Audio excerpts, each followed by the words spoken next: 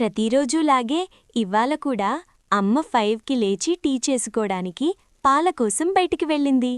Milk stand దగ్గర చూస్తే empty, ఒక్క ప్యాకెట్ కూడా లేదు. అమ్మ బ్రెయిన్ ఫుల్ అలర్ట్ మోడ్.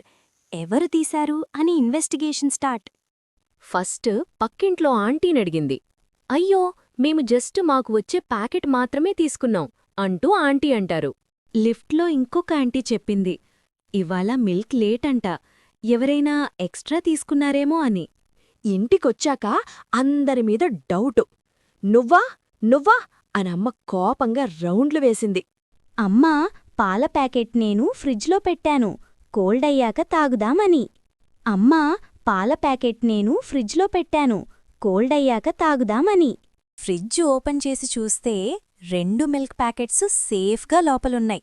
ఈ అపార్ట్మెంట్లో దొంగలు కాదు, మెమరీ లాసే పెద్ద విలన్.